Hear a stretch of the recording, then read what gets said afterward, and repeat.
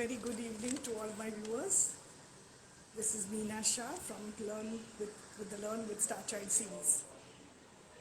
The purpose of this series is to inform parents of the various areas of education. We do this by inviting people from the various fields of education and share knowledge, you know, so that parents can be benefited from all these things. uh, Knowledge which one person has is, of course, limited, and therefore we share collective knowledge. So today we are joined by Anuj Malhotra.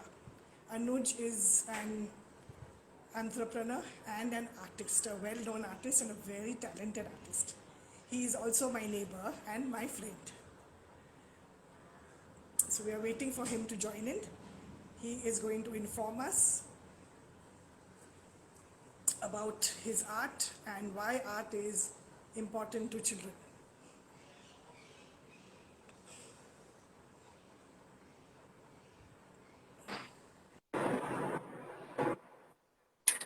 Hi, Meena. Hi Anuj, a very, very warm welcome to the Learn with Starchild series. So glad to have you here. Thank you so much, and likewise, uh, a good opportunity and a good platform to share whatever I have learned and my experiences Yes, and in this platform. I'm so glad to have you here. So before you joined, I was just informing people that apart from being an entrepreneur, you are also an extremely talented artist. As a matter of fact, I have known you for so many years, and I have seen all your works of arts and how you create them. So tell me, Anuj, one of the main things I wanted to ask you is what inspires you? What inspires you to do what you are doing? That is the wonderful art that you do. Okay, uh, so if you frankly ask me, there is inspiration all around us. It's just that we need the right set of eyes and the inclination to get inspired from everything that's happening around us, whether it's a sunrise or a drive to work. It could be a very inane or a very mundane work that you do even at home, or growing plants, growing trees, playing with your pet. I think inspiration is all around us. All we need is a bent of mind and a keen pair of eyes, and and a platform to let your creativity and emotions out. So that's what it is. There is no fixed formula, uh, but yes, we just need that keen set of eyes to look for inspiration all around us.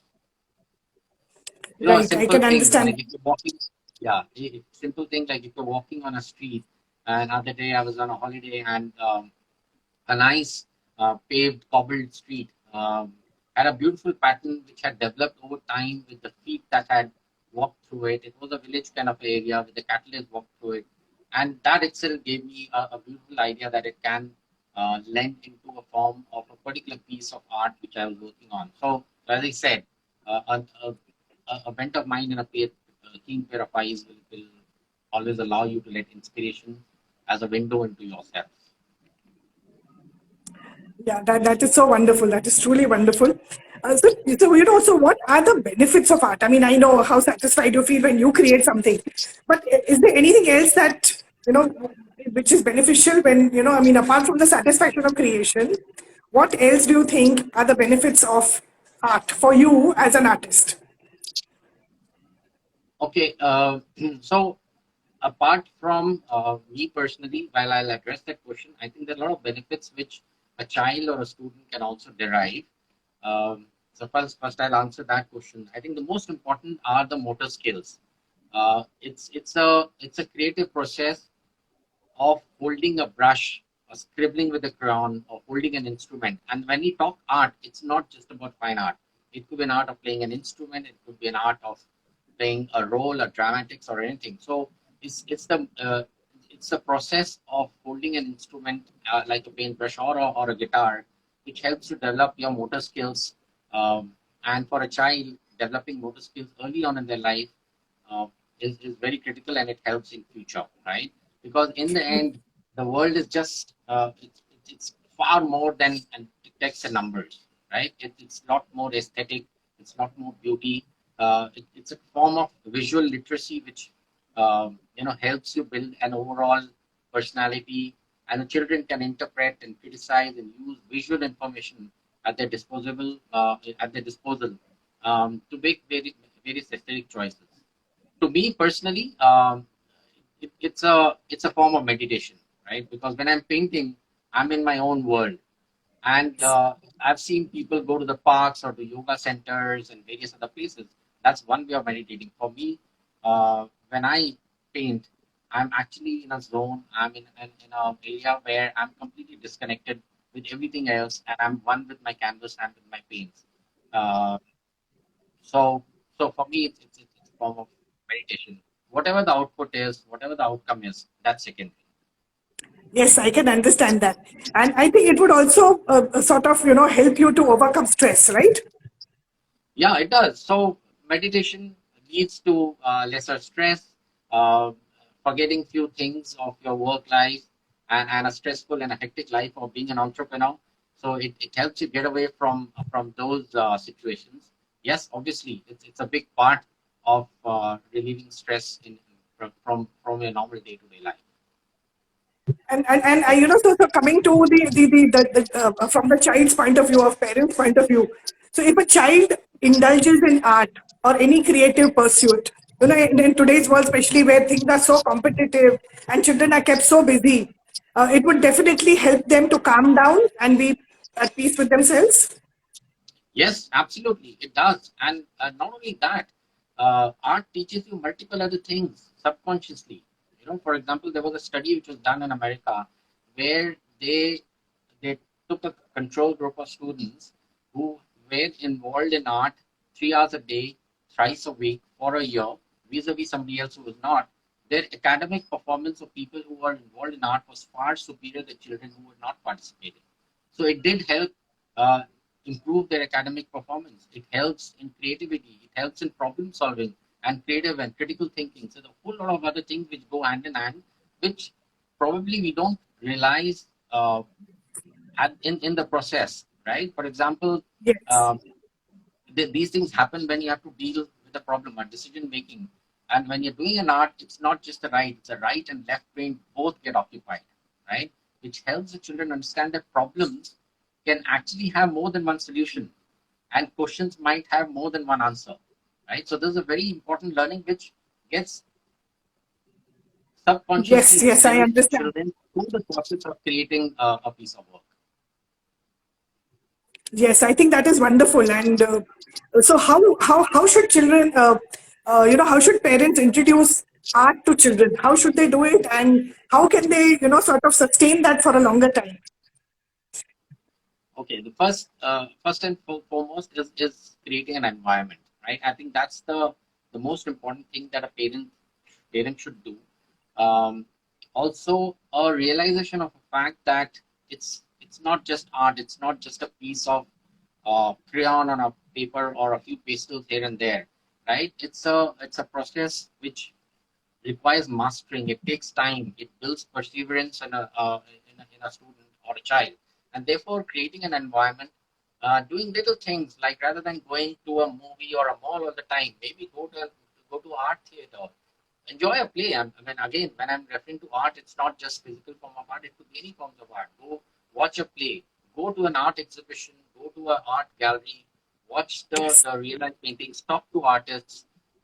These are little things which a parent can do to start off, and then of course, then it's the child's interest that takes over and propels him or her forward.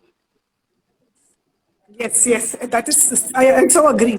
I myself can't even draw a single straight line. Okay, so so when I see an artist like you and what you create, I'm fascinated.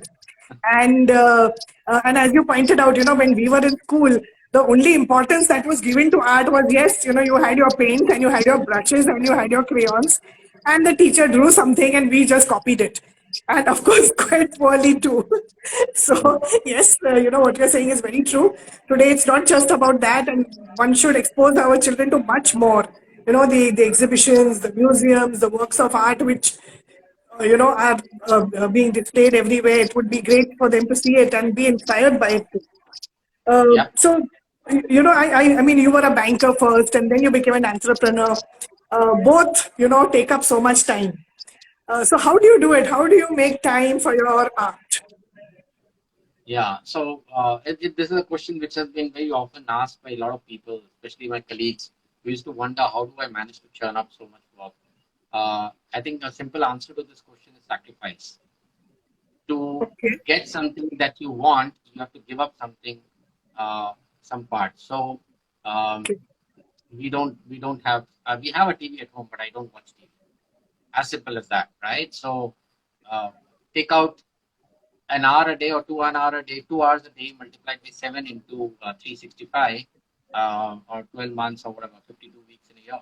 You have enough and more time to create consistent amount of work. So that's just one sacrifice. I don't spend too much time on social media and stuff like surfing through reels and videos and all that stuff, which subconsciously or even WhatsApp subconsciously tends to take a lot of time. So Yes. the answer to your question is sacrifice. I've made a very tight decision that I'm going to give up a few things to get something which I want. Otherwise, I will not have time to Yes, balance I my understand. Yes, I balance my understand. And I think you are completely right. Especially in today's day and age when social media takes up so much of our time. And if one wants to do something and one is inclined towards it, one will make the time for it. Am I right in saying that? Yeah, yeah, absolutely. And I'll tell you something very, very interesting, which I've learned from my own personal experience. When I was in Citibank, Citibank being a multinational company, they won't allow any employee to hold an exhibition or display their piece of work because your rules of employment don't allow you. Multinational have these typical, very hard and fast guidelines, etc. So you'll be surprised to display my piece of work. I had to take permission.